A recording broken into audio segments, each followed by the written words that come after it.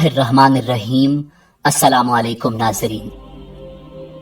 ناظرین، سن 583 عیسوی کو یمن کے ایک گاؤں کرن کے قبیلہ مراد میں جناب عامر کو اللہ نے بیٹا عطا فرمایا۔ نابینا ماں نے بیٹے کا نام اویس رکھا اور لوگ اویس کو عبداللہ کے نام سے پکارنے لگے۔ بچپن میں ہی جناب عامر کا انتقال ہو گیا اور یتیم اویس اپنی نابینا ماں کی خدمت میں مصروف ہو گئے۔ اویس کرنی جوانی کے ایام میں داخل ہوئے تو ادھر یمن سے دور مکہ میں آفتاب رسالت طلوع ہوا۔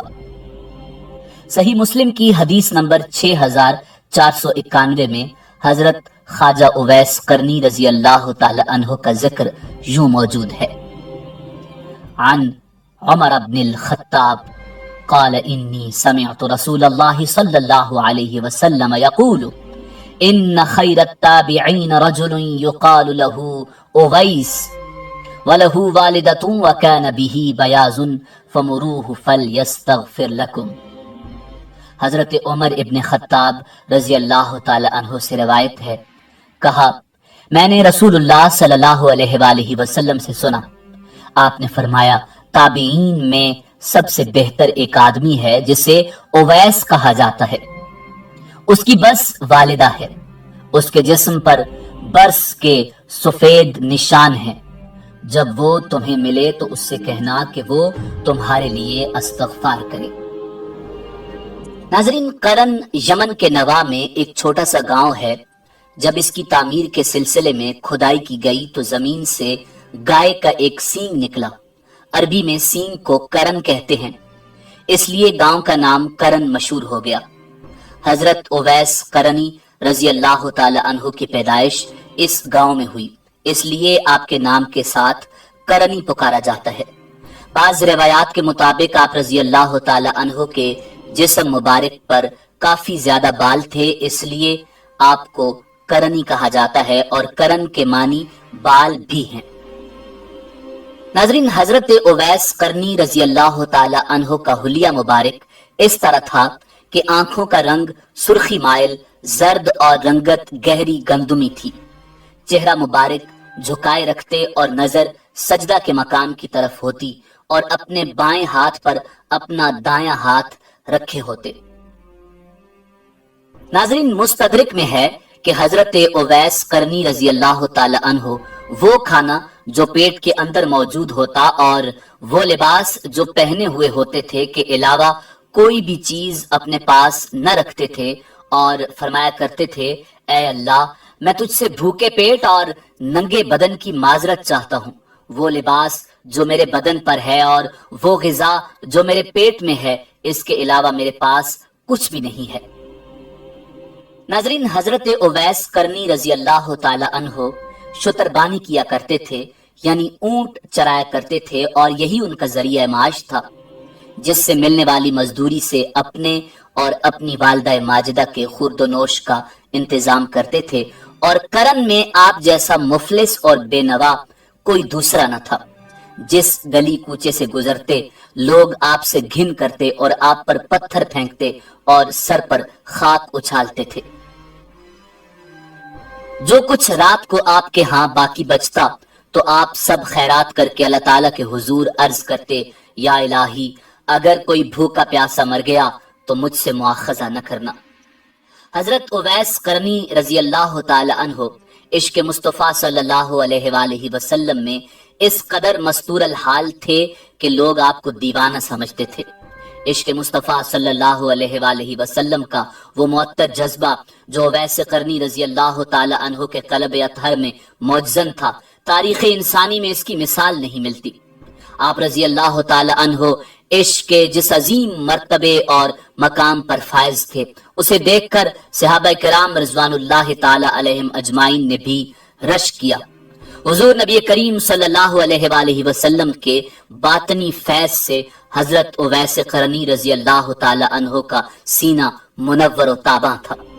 یہ پروردگار عالم کا آپ رضی اللہ تعالی عنہ پر خصوصی فضل و کرم تھا کہ اس نے اپنے پیارے محبوب علیہ الصلاۃ والسلام کی محبت اور عشق کی دولت سے آپ کے دل کو مالا مال کر دیا تھا۔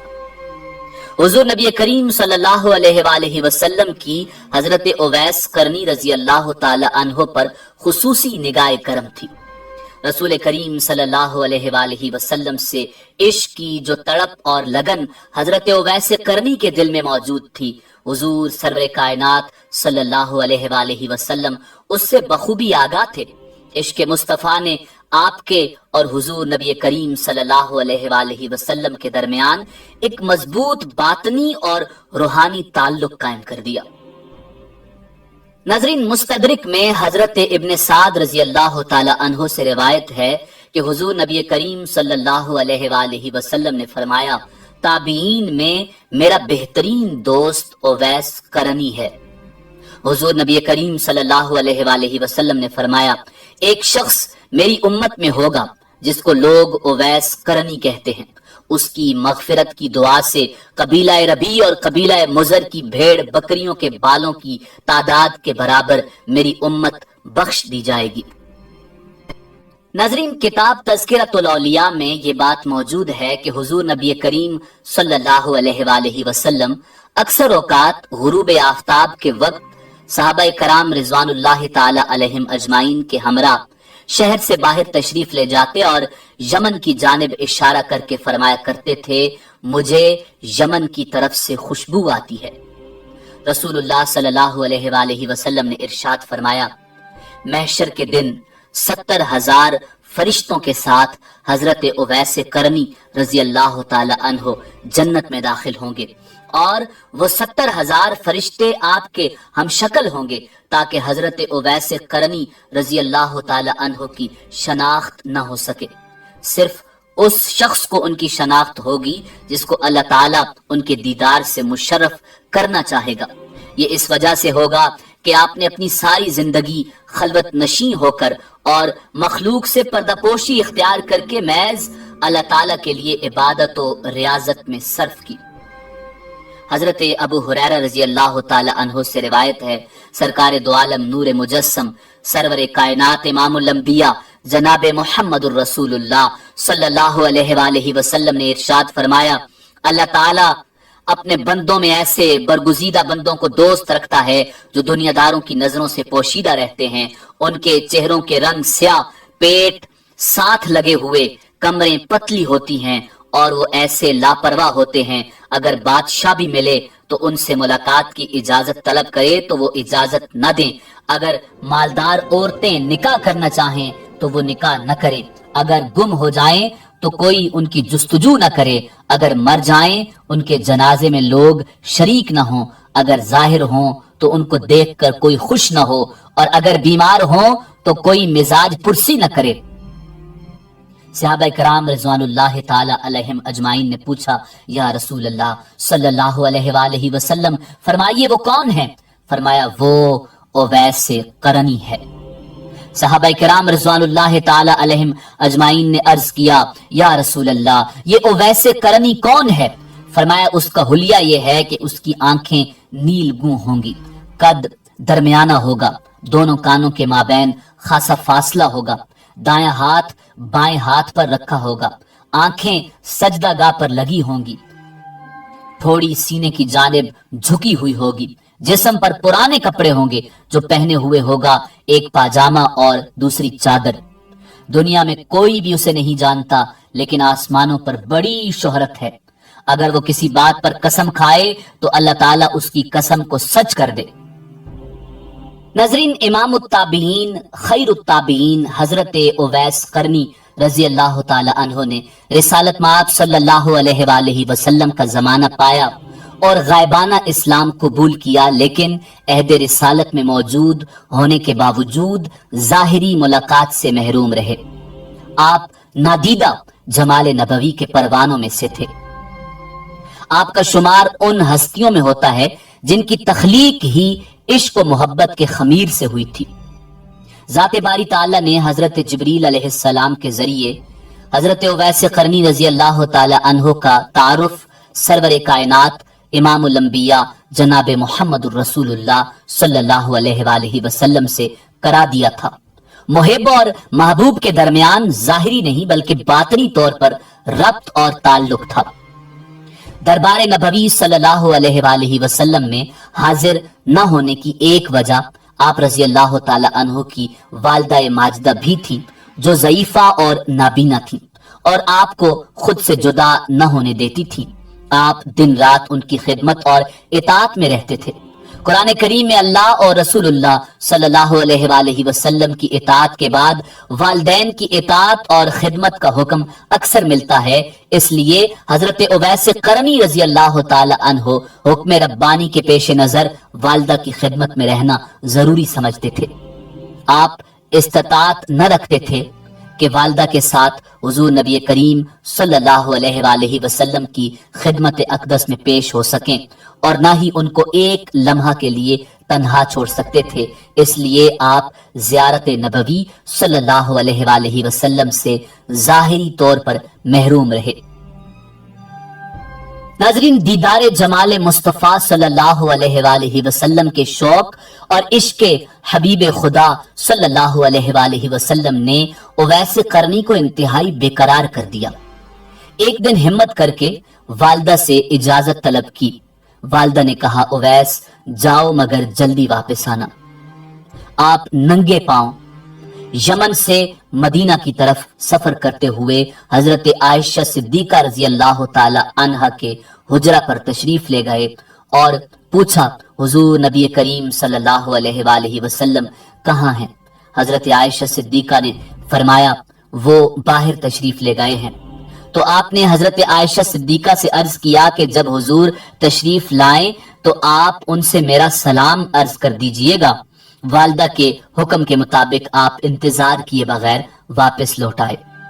हुजूर नबी करीम सल्लल्लाहु अलैहि वसल्लम घर तशरीफ लाए तो एक नूर का हाला देखा जो पहले कभी न देखा था।